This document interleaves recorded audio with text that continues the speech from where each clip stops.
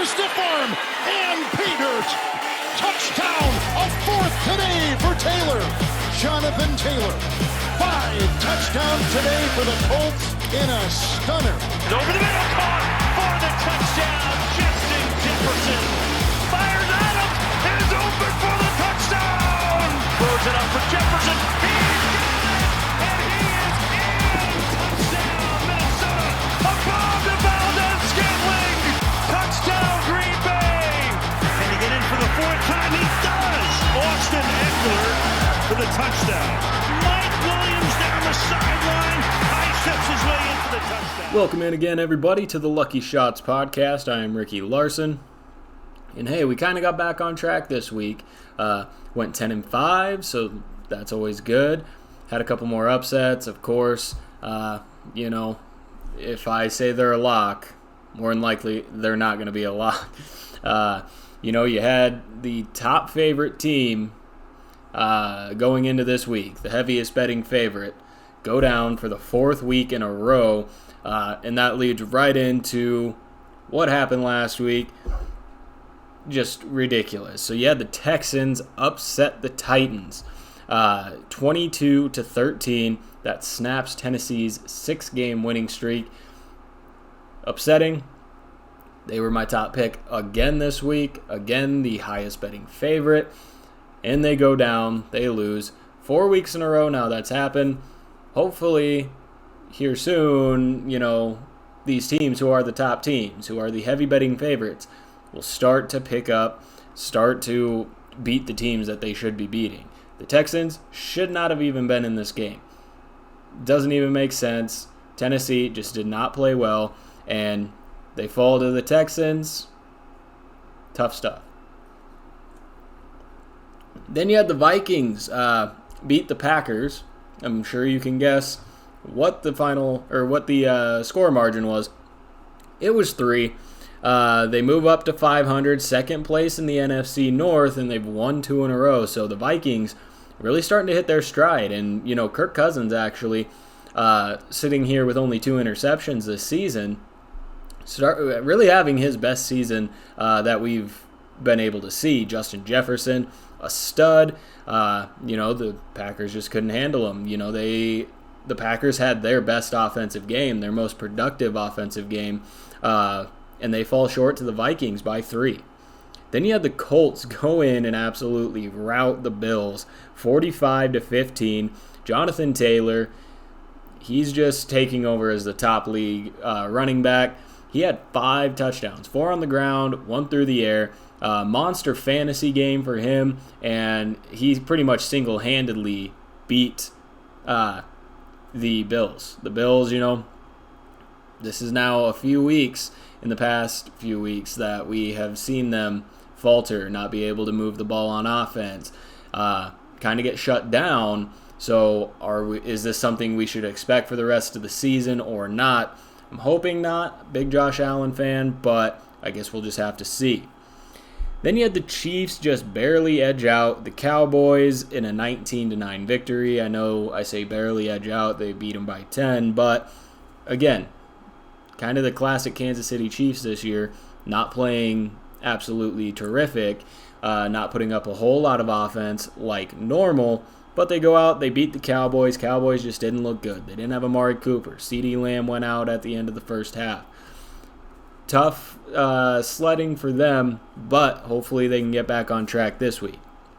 And then to finish off last week, the Bengals handled the Raiders 32-13. Are they back on track, or did they just take advantage of a matchup where the Raiders just aren't looking very good, coming off the loss to the Chiefs? But it's good to see the Bengals go out, score another 30 points, look pretty good all around. Against any team, it's good to see the Bengals doing that. So let's go ahead and hop right into the Thursday matchups. It's going to be Thanksgiving, so happy Thanksgiving, everyone. Guess what? We get 3 games on Thanksgiving Day. Start out in the morning. We have Chicago against Detroit. Chicago lost last week 16-13 against Baltimore. But it was a pretty good game for Darnell Mooney. He had 121 yards, a touchdown. Goodwin, on their team had 104 yards and a touchdown. Justin Fields did leave the game with a rib injury, and he wasn't doing a whole lot before that. Only 79 passing yards, 23 rushing yards. So will he be back for Thanksgiving? It's looking pretty doubtful, so it's probably going to be Andy Dalton. But do we like that? You see Darnell Mooney have good numbers. You see Goodwin have good numbers in place of Allen Robinson. So this offense may be able to do a little more through the air with Andy Dalton. And they also have that really good defense. So it could be a good week for them, and they're going in against the winless Detroit Lions, who lost 13-10 against Cleveland. DeAndre Swift had another big game, another 30-carry game, 136 yards, 3 touchdowns, tacked on 3 receptions, really starting to become that focal point of their offense. Hawkinson got involved. He had 6 catches, 51 yards. They did all of this without Jared Goff. He was out with an oblique issue. Still could be an issue going into the Thanksgiving game. But, how much does he really impact this offense? It's really just DeAndre Swift carrying the load. 30 carries a game for the past 3 games, I believe it is. He's going to be the major part of this offense going against a Chicago defense that's pretty good overall, holding Baltimore to 16. Yes, Baltimore didn't have Lamar, which obviously played a big part, but, we're going to go with kind of a shocker here, okay? So Detroit last year played on Thanksgiving. They were blown out 41-25 against Houston. Remember, at the time, Houston had Deshaun Watson playing, and he went off for a huge game. But I think the Detroit Lions not only turn around their season in this game, they're not going to turn it around, but I think they're going to win. I think they've got a good chance. DeAndre Swift playing as good as he's going to play, and I think we got an upset on our hands. I'm not super confident normally in the upset picks, but this one I'm going to be confident in. I'm going to go with it. The Detroit Lions taking down Chicago with Andy Dalton. Andy Dalton hasn't proven to be a whole lot of anything for this team, and Fields isn't going to be in. That takes away that dual threat of a quarterback. Dalton's not really that. Sure, maybe their passing game is a little better, but I think Detroit goes in on Thanksgiving and has themselves a game. Last year we saw Antonio Gibson go out, get 3 touchdowns on Thanksgiving. I think this could be a DeAndre Swift huge breakout game, and I think Detroit takes this one. Then we move on to the afternoon. You got Las Vegas versus the Cowboys. Vegas lost 32-13 against Cincinnati. Derek Carr looked pretty mediocre. 215 yards, a touchdown, and an interception. Darren Waller, just being the guy he is, had 7 catches for 116 yards. But the team only had 72 rushing yards.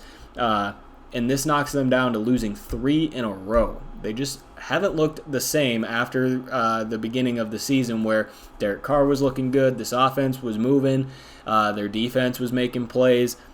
They just don't look like the same team. They're not playing well, and it's really not shaping up well for them.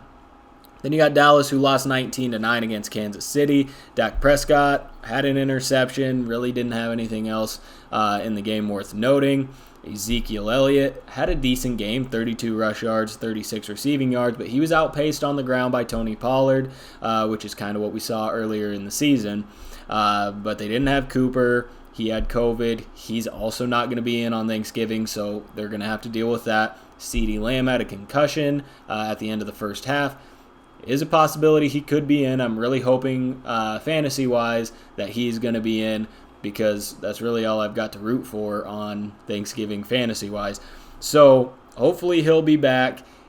If he's not, you got Cedric Wilson, Michael Gallup. Sure, they're good complementary wide receivers, but I don't think that they're carry the load, big-time receiving yard and receiving game caliber. So they're going to need CeeDee Lamb. Hopefully he can clear the concussion protocol. Hopefully Zeke can move through this Vegas defense that, hasn't really stopped anything. We saw a couple weeks ago, Vegas gave Darrell Williams a huge game, so maybe Zeke goes out and has the same kind of deal. Hopefully for Prescott, Lamb will be in. Those two can have a good connection. We're going to go with Dallas in this one, even though last Thanksgiving, Dallas was also on the end of a beatdown as they were blown out 41-16 against Washington. And as I alluded to when I was talking about Swift, they gave up 3 big running touchdowns to Antonio Gibson. So maybe it's a big game for Josh Jacobs. Who knows? But I think Dallas is going to go in. They're going to turn around after last week losing to Kansas City and take this game. And then to finish off your Thanksgiving, while you're having dinner, some Thursday night football. You got Buffalo versus New Orleans. Buffalo coming off of their big loss, 41-15 against Indy. Allen had a pedestrian game, only 209 yards, 2 touchdowns, threw 2 picks. But apparently Matt Breida is now this running back for Buffalo that is just going to carry the load on the ground for them. He had 51 rushing yards. Dawson Knox, good to see him finally get back into the mix of things after being out for quite a while. He had 6 catches for 80 yards. And then Stephon Diggs had a couple touchdowns. The team's only 2 touchdowns. But Buffalo's now lost 3 of 5. Where do we rank them now? They're slipping. They're starting to fall. And they really need to get things figured out. Defenses seem like they're able to figure out and make a game plan for Buffalo. So Buffalo is really going to have to start to figure out what they can do to move this offense and put points on the board. We know that they can. They did it at the beginning of the season. They ripped off 6 big wins, and, since then it hasn't been a whole lot. New Orleans, they lost 40-29 against Philly last week. Trevor Siemian, had a pretty good game. Had 4 total touchdowns, 3 through the air, 1 on the ground, 214 yards. But as I was talking about his consistency last week, he's going out, taking care of the ball, not turning it over. He threw 2 picks, so that's not good when you've got a backup quarterback who you're trying to just keep the game clean with him in. Mark Ingram had 88 yards in total. Again, they didn't have Alvin Kamara. Hopefully they have him this week, but I can't remember what his injury is, but it could also keep him sidelined. But Ingram's been playing well, so not a whole lot of concern. He's really just taking over the same role that Kamara had, and he's doing a decent job with it. Then you had Traquan Smith had 5 catches. Adam Troutman had 5 catches. Mark Ingram, as I said, taking over that role for Kamara, had 6. New Orleans has lost 3 straight. And really, what is their offense right now? It's kind of all in shambles. You don't know what to expect week in and week out from them offensively. And their defense, not doing a whole lot either to keep teams off the board. So we're going to go with Buffalo in a bounce back to close out Thanksgiving night. But who knows? Maybe New Orleans figures it out, but I don't think so. We're going Buffalo to close out the night. Then opening up Sunday morning, you got Pittsburgh and Cincinnati. Pittsburgh lost in actually a shootout, which you don't expect Pittsburgh to be in many shootouts. They lost 41-37 against the Chargers. Big Ben had probably the best game he's had in 2 years. 273 passing yards, 3 touchdowns. Najee Harris had a touchdown. Deontay Johnson proving again he is the best receiver on that team. 7 catches, 101 yards, and a touchdown. Then you had Pat Freiermuth and Eric Ebron both have a touchdown. Offensively, best game we've seen from Pittsburgh in a long time. They did very well. They were just edged out by a lot of offense from the Chargers. Defensively, even, they had a good game. Had a blocked punt, 2 sacks, an interception, but again, they gave up 533 yards. So obviously, that's going to be tough to overcome in any game. And, their past few games, they won 4 in a row. Then they had that tie against Detroit without Ben. And then this past week, they lost to the Chargers. Right now, they're only half a game back of Cincinnati, who they're playing right now, which is a game and a half back from Baltimore. So Pittsburgh with a win this week could put themselves up into the division leader conversation. They'd still be a half a game behind Baltimore if they win and Baltimore loses. But then Cincinnati, who they are currently half a game back from right now, won last week 32-13 against Vegas.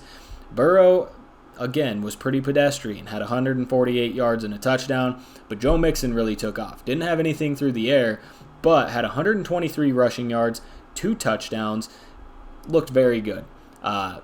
It's exactly what I expected Joe Mixon to be going into this season. He's not going to get a lot through the air, but he could be a force on the ground, and that's exactly what he was this past week. You had Tyler Boyd actually get super involved. He had 6 catches. Jamar Chase went out, had his touchdown, and the Bengals have now won 3 of their last 5. So looking good. They're kind of up and down, but we saw this 32-point outing against Vegas. We saw the big outing against Baltimore. This offense has the opportunities, has the talent to go out and do what they want. But to go now up against Pittsburgh's defense is pretty good. Who do we take in this game?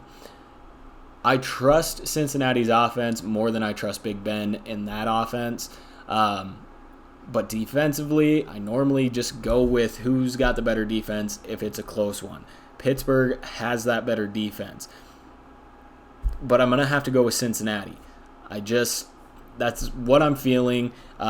It pains me to go against the better defense, but I just trust that offense for Cincinnati more. And if this game gets into a shootout like it was for Pittsburgh last week, I don't think that they can keep pace with Burrow, Chase, Mixon. I just don't see that happening.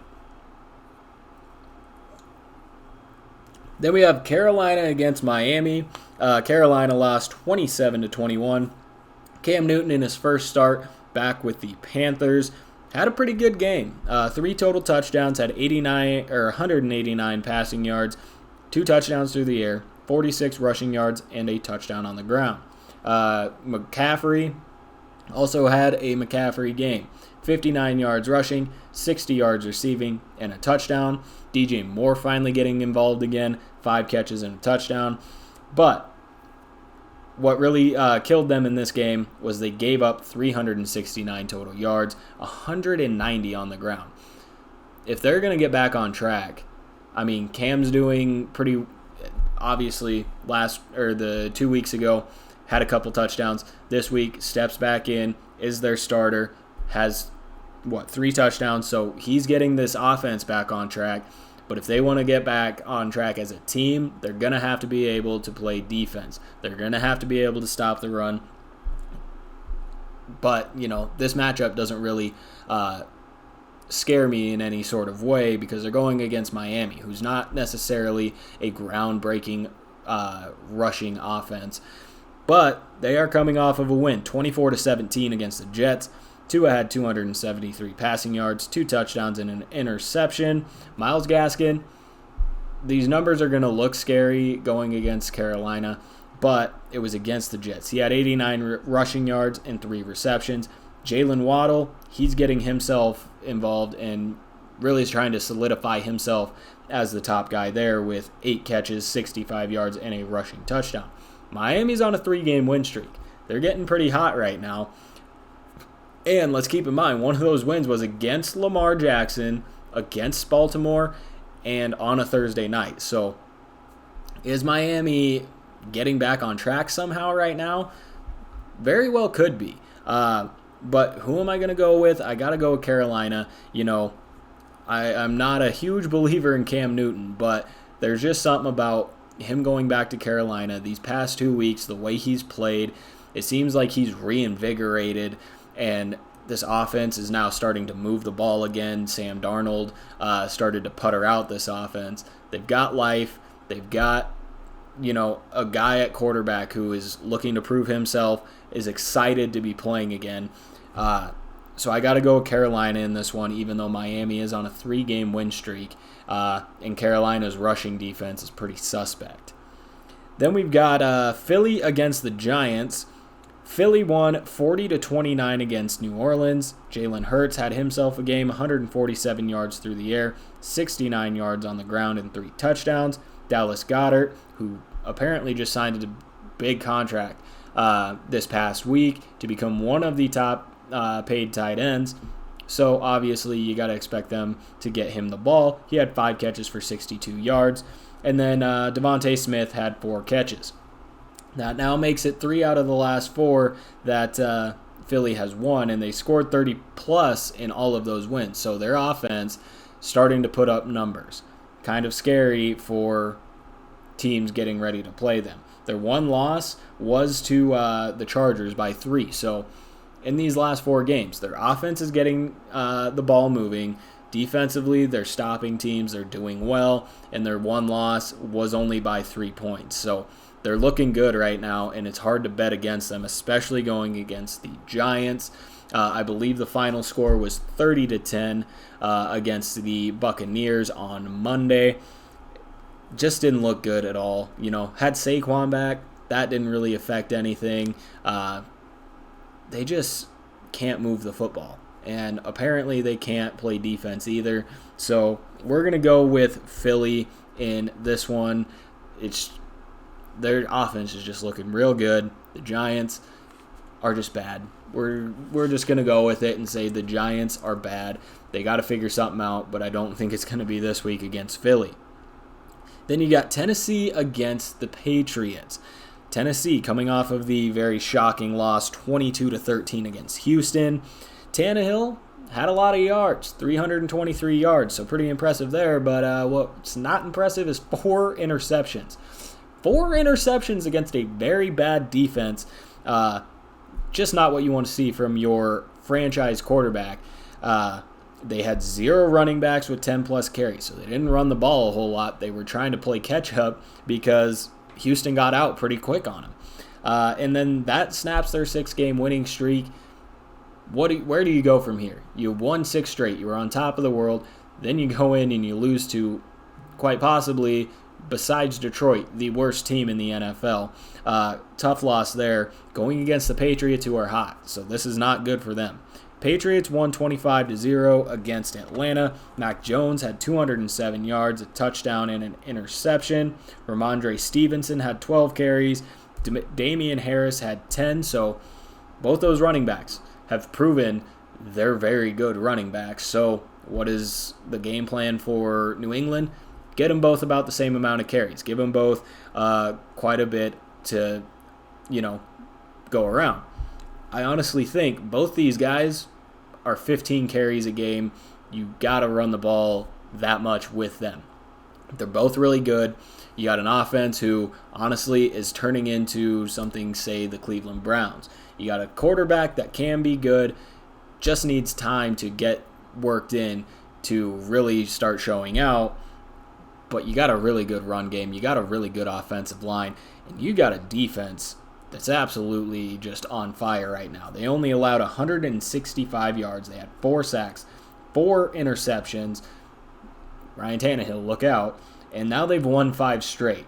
Their last 3 opponents were held to either 7 points or less. So their defense is on fire. Their offense is scoring points. It's tough not to go with them. Tennessee coming off of that loss against Houston, I believe they'll probably still be the favorites. I haven't looked at the opening lines yet, but I'm going with New England. I'm going with the better defense. I know I went against it earlier. I'm coming back to the better defense right now, and that is the Patriots. I don't think they're going to hold Tennessee to less than a touchdown, but I think that they can hold them to a minimal amount of points. Tannehill just threw 4 interceptions. Their defense just got 4 interceptions. So I think this game is going to be New England's day. Then you have Atlanta against Jacksonville. Atlanta coming off of, again, that 25-0 loss against New England. Matt Ryan threw 2 interceptions before being pulled because why keep your starters out? He did kind of get banged up a little bit. He was getting pummeled before he actually went out of the game. They didn't have Cordero Patterson, which is one of their big pieces. But apparently they had Quadre Ollison just signed up off the practice squad the day before. Really hurt my feelings because I went into this game assuming Wayne Gallman was going to be that second guy. You know, they were going to have Mike Davis. They were going to have Wayne Gallman. So I put Wayne Gallman into my lineup because obviously I roster Cordero Patterson in every league. Nope, apparently it was Quadre Ollison. He had 34 rushing yards, took a bulk of the ground game, which was very interesting to see. Hopefully they got Patterson back this week. It's trending in the direction that he should play, but we will just have to see on that. Russell Gage really turning into the top wide receiver option. He had 5 catches. Their offense, though, just not very good. 165 yards, 4 interceptions, gave up 4 sacks, only had 40 yards on the ground, and they've now lost 3 of the last 5. So it's looking pretty rough for them. But if they can get Cordero Patterson back, Russell Gage is starting to come on, Kyle Pitts is an animal in his own right. If Russell Gage can start taking away some of the attention from Kyle Pitts, then we're going to start seeing more Kyle Pitts, more of what we saw for a few weeks ago, where, you know, he's getting 8 catches, 100 and some odd yards, a touchdown. So this offense could open up if they've got Patterson back, if Russell Gage continues to play the way he is. They're going against Jacksonville, so it's not really a scary matchup. Jacksonville lost 30-10 against San Francisco. Trevor Lawrence just looking mediocre as always, 158 yards. James Robinson had absolutely nothing going for him except for getting a touchdown. He only had 29 total yards. Laviska Shenault had 5 catches. Marvin Jones had 4. But offensively, they're just puttering. They're not doing anything. 200 total yards. They gave up 3 sacks, had 2 turnovers. Defensively, they gave up 333 yards. They got 2 sacks, but they didn't have any turnovers. So your offense isn't moving the ball. Your defense isn't stopping people. It's going to be almost impossible to win games. So who do we take in this game with a struggling Atlanta team, a struggling Jacksonville team? I'm going to have to go with Atlanta. They've got more playmakers. And if Cordero Patterson's in, I think this could be a really big game for him. What does Jacksonville have? They have James Robinson. So how are they going to, move him around, get him the ball? And is Trevor Lawrence ever going to figure it out? Who knows? But we're going with Atlanta in this one. Then you have Tampa Bay against Indy. Tampa Bay coming off their win against the Giants on Monday. Looked real good. Defensively, they just played really well, but they played a Giants team that's not a good offense. And offensively, you had Godwin had a touchdown. Ronald Jones Jr. actually got in the end zone. You had Gronkowski back. So they're back at full power, full steam ahead. And, it's going to be tough to stop them. But they are going against Indy, who is hot as hell right now. Just beat Buffalo 41-15. Jonathan Taylor is a just absolute wrecker on the ground. Had 185 rushing yards, 4 touchdowns on the ground, and 1 through the air. Defensively, they're also doing really well. They had a sack, 3 interceptions, and a fumble recovery. They've now won 5 of their last 6. They're getting hot at the right time in a division that is very much up for grabs. Going up against Tampa Bay, what are we going to see in this game? I expect fireworks. Tampa Bay is one of the top running defenses. Jonathan Taylor is the top running back in the league. So where do we draw the line? Where do we find differences in who to choose in this game? Just going based off how the NFL is going right now, normally it's the team that we don't expect to win. Not a lot of people, I don't think, are going to expect Indy to go into Tampa or go up against Tampa and win. I'm going to go with Indy. Jonathan Taylor's on fire right now. Their defense is doing really well. Tampa Bay, they're Tampa Bay. They're going to do what they do, but there is a chance that they go out and they don't do a whole lot on offense, which we've seen this year. And if they're going to do that against an Indy defense that's very opportunistic, very good, and give the ball back to Jonathan Taylor, I think Indy goes out and gets another win. Then you got the Jets against Houston. Wow, what a game. You got the Jets who lost 24-17 against Miami. Joe Flacco was their starter. Did pretty well, to be honest. He had 291 pass yards, 2 touchdowns. You had Michael Carter had 63 yards. And then Elijah Moore. Ladies and gentlemen, he has arrived and he's going to stay.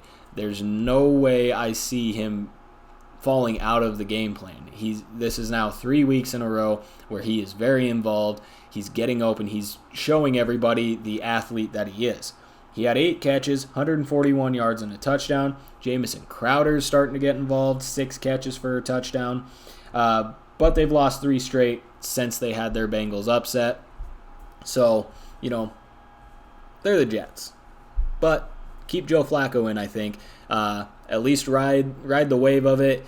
That's pretty much been the quarterback room for the Jets. Ride the wave of who's got the hot hand. It was Mike White for a bit until he threw 4 interceptions. Now they throw in Joe Flacco, had almost 300 yards, 2 touchdowns, got Elijah Moore the football. So go ahead and keep him in. We'll see what happens with the Jets. Then you got Houston, who pulled off the upset 22-13 against Tennessee. Offensively, they didn't really do a whole lot. They only had 190 total yards, but Tyrod Taylor had 2 rushing touchdowns. But the big story was defense. They had 4 interceptions. They forced a fumble. They had 2 sacks. So if Houston can go out and play defense the way they did last week, they've got a real good shot at going in and winning this game. The only part that concerns me is the offense going to move the ball at all? I'm pretty confident that the Jets' offense is going to go move the ball a little bit. Is Houston going to be able to match that? I don't think so. So we're going to go with the Jets in this one, but it's honestly a toss-up because Houston, the way that their defense played last week, they go in and play like that this week, their offense is not going to have to do a whole lot again. Now we hop into the afternoon games. Start off with the Chargers versus the Broncos. The Chargers coming off that big shootout against Pittsburgh where they won 41-37. They had 533 total yards of offense, and Justin Herbert, dear Lord, this man had almost 500 yards by himself. He almost had the entire offense running through him. 472 total yards, 3 touchdowns. He did throw an interception. It was kind of a wonky interception. Threw it, it bounced off Cam Hayward's head straight into the air, and then they came up with the interception. So honestly, you can kind of scratch that interception out. Justin Herbert finally has a gigantic game. Again, he had one a little earlier this year, but the question is it going to stay consistent? Because it hasn't for the entirety of this year. Austin Eckler had a huge game, 115 total yards for him, 4 touchdowns. He saw what Jonathan Taylor did and said, hey, hold my beer, watch this. Went out, almost caught up to Jonathan Taylor, fantasy-wise at least, this week. Keenan Allen really stepping up, starting to become that connection that we saw last year. He had 9 catches for 12 yards. And Mike Williams broke my heart this week. If I had just kept him in, I would have won one of my fantasy matchups. 3 straight weeks of nothing. Comes out this week. 5 catches, 97 yards, and a touchdown. One of those was a 50-yard bomb to really spring the shootout win for the Chargers. And the Chargers, in their last 8, have won 5. So, 5 of the last 8, that's a pretty decent record. They're a team that could be a lot better. They just got to get consistent. Then you got the Broncos, who are coming off of a bye, but in their last game, they suffered a loss 30-13 against Philly, and they've lost 6 of their last 7. Not much to say about them. We're taking the Chargers in this one. I am a Broncos fan, but shit, when you lose 6 of your last 7, and you got a Chargers team that just had a 533-yard offensive game, I just can't root, or I'm still going to root for you, but I can't pick you. Then we got Minnesota versus San Francisco. Minnesota finally coming up with a signature win, 34-31 against Green Bay. I say it every week. It's going to be a one possession or less game, probably a field goal. That's what it was this week. Kirk Cousins, we talked about him only having 2 interceptions this year, playing really well. Had 341 yards and 3 touchdowns, so good game for him. Then Dalvin Cook on the ground and through the air, had 86 yards and a touchdown. Justin Jefferson, if he's not in the conversation for one of the top wide receivers this year, you're crazy. 169 yards, 2 touchdowns, having an absolute ball of a year, looking very good. Adam Thielen even got in the end zone, had 82 receiving yards as well. Minnesota's now won 2 straight. They beat the Chargers, now they beat the Packers, looking pretty good. And again, Kirk Cousins playing really well. So Minnesota kind of being sneaky in that division. Then you got San Francisco, who won 30-10 against Jacksonville. Jimmy Garoppolo only had 176 yards, but had 2 touchdowns. You had Debo actually having a huge game on the ground, not a lot through the air. 79 rushing yards and a touchdown. Had 15 receiving yards on 1 catch. So good week for him, but not through the air. Who did have a good week through the air? It was Brandon Ayuk. He had 7 catches, 85 yards, and a touchdown. George Kittle, staying involved, had 4 catches for 34 yards and a touchdown. And they have now won 2 straight. They've scored 30 points or more in the last 2 games and only allowed 10 points to each opponent. So this is actually shaping up to probably be the game of the week. This one's going to be probably, in my opinion, the most fun to watch. Who would have thought a few weeks ago Minnesota versus San Francisco would be the game that everybody wants to watch? It's at least the game I want to watch. Got a few pieces in that game fantasy-wise. It's going to be a good game. Who are we going to take? That's tough. Because San Francisco is playing really well on defense, only allowed 10 points in the last 2 games. They haven't been great opponents, let's be honest. But Minnesota on fire as well. That's tough. I hate to go against the Niners, and I hate to choose Minnesota because they're just so tough to gauge whether or not they're going to have a good week or not a good week. But we're going to go with Minnesota, I think, in this one. Then you got the Rams against the Packers. The Rams coming off of a bye, but they lost to San Francisco. So actually San Francisco did have a really good win in these last 2 weeks. They lost 31-10 against San Francisco. They've lost 2 straight. Their other loss was 28-16 against Tennessee. What do we expect? Man, the fact that they have Odell just really irritates me. I don't like Odell. And the fact that in this San Francisco game, the very first pass went to Odell just to be like, okay, don't get upset that you're not getting the ball. Just irritating to see. Cooper Kupp, honestly, throughout the game, didn't have a whole lot of anything until the very last drive where he got 6 catches in 1 drive, which actually sunk me in fantasy. But what can we expect from the Rams off of 2 losses, coming off of a bye? Hopefully this bye was a good reset for them and they can come back out and be that terrific offense that they've been all year. But they're going against Green Bay. Green Bay is coming off their loss, 34-31 against Minnesota. Rodgers had his best game of the year, 385 yards, 4 touchdowns. MVS had a huge game, mostly because of 1 catch, but he had 4 catches, 123 yards, and a touchdown. Devontae Adams had 7 catches, 115 yards, and 2 touchdowns. But defensively, they gave up 408 yards of offense, 318 through the air, 2 sacks. But this was their highest offensive total of the season. So we do now know that Green Bay's offense can go out and put up offense if they need to.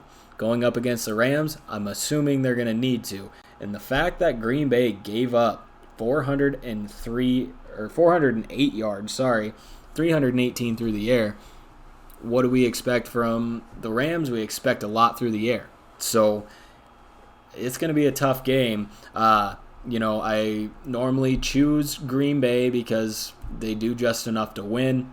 But coming off of a loss against Minnesota, giving up that much offense, I got to go with the Rams. Their offense is really good. Their defense is also very good. I mean, don't forget, they got Aaron Donald. They got Von Miller. They got Jalen Ramsey. It's a very good defense. They got weapons on offense, so we got to go with the Rams here, as much as it pains me to pick anything that involves Odell. Then we move on to Sunday night. You got Cleveland versus Baltimore. Cleveland coming off of their win 13-10 against Detroit. Nick Chubb, he's a monster. Had 130 yards rushing, 14 yards receiving, and a touchdown. Jarvis Landry had a rushing touchdown. It was a very weird one. It was like Wildcat. He was supposed to throw. Just saw a big lane through the middle, took it, and got a touchdown there. But the fact that they only won 13-10 against Detroit, it's just tough. I mean, they've got a good defense. Their offense, though, all they have is the running game. They can't get anything going through the air, and you can't just rely on Nick Chubb to carry the whole load for you. Possibly have Kareem Hunt back this week. I doubt it, but we'll see. It's going to be tough. Going up against Baltimore, who won 16-13 against Chicago without Lamar Jackson. He was sick, apparently.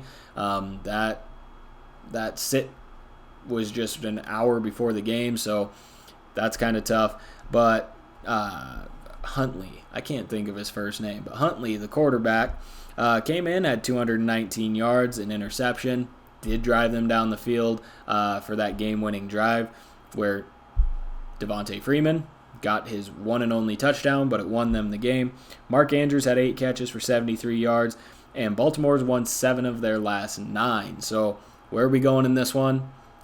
I think even if they don't have Lamar, I think Baltimore can edge this one out. It'll be close, but we're going to go with the Ravens in this one.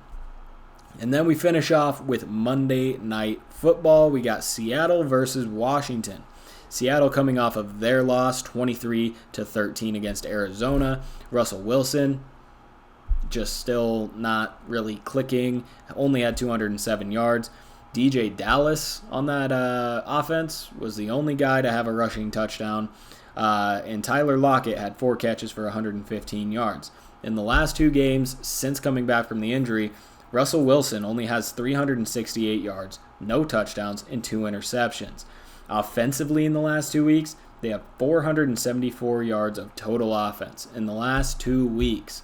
We just saw teams this week put that up and more in 1 week. So Seattle's got to do something to get their stuff figured out. Going up against Washington, who's honestly being pretty sneaky themselves, they won 27-21 against Carolina. Heineke had 3 touchdowns. Gibson had 95 on the ground.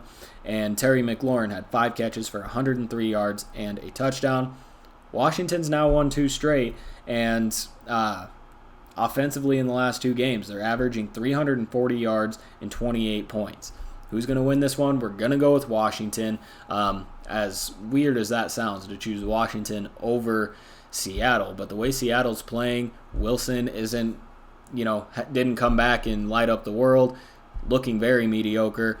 We're going to go with Washington. Their offense is looking good.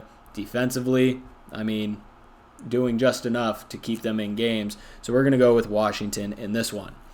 Let's finish off with the locks, the upsets, and all of that. So locks of the week. Just kidding. We're not having locks of the week. I'm tired of doing it and these teams losing. So we're not going to lock up any matchups this week. That way, for one, I can't be wrong, and 2, we don't jinx some of the teams that should win. Some upsets this week that could happen, though. Like I said, Detroit over Chicago. We're taking Detroit in that one. It's just shaping up to be that kind of game for them. It's on Thanksgiving.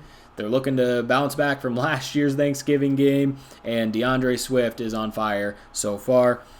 Jacksonville over Atlanta, possibly. We are choosing Atlanta in that one, but we've seen Jacksonville go out and upset teams before, namely the Buffalo Bills. So maybe they get their offense figured out. Maybe their defense can stop a kind of staggering Atlanta offense. Maybe they could go out and do that. New England over Tennessee, which is a game we are choosing. We're taking New England over the Titans. I again don't know the lines on this. New England very well could be the favorites. But Tennessee, they had 6 in a row. They were the best team in the AFC. But coming off that loss, their offense looking the way that it did, and New England just playing good all-around football, I think New England probably can overtake Tennessee this week. Then we're taking Indy over Tampa Bay. That's another game that we are choosing. Indy, their offense, all Jonathan Taylor, but it's a lot of Jonathan Taylor. Their defense playing well, so I think they could get the job done against Tampa Bay. And then, again, don't know if this is really an upset, but Washington over Seattle. We know what Seattle's offense can do. We know the team that they can be. They just haven't been that this year. And I think Washington goes into Seattle, this game's in Washington, but goes up against Seattle and gets the job done. So that's it for this episode, guys. Good luck this week. Go make some good picks. Let's stay on track. Get another maybe 10, 11, 12 win week. But a little bit of an announcement. We're not going to have the Lucky Bets podcast this week. Dylan's hanging out with family. It is Thanksgiving week. I'm going to go be hanging out with family on Thursday. So we're not going to have that this week. And the fantasy show tomorrow will be up at 9:30. So get up early because, we got games at 10:30 Mountain Time. So 9:30 Mountain Time, that's when the fantasy show is going to be up. So make sure to tune in for that. But anyway, that's it for this episode, guys. We'll see you tomorrow.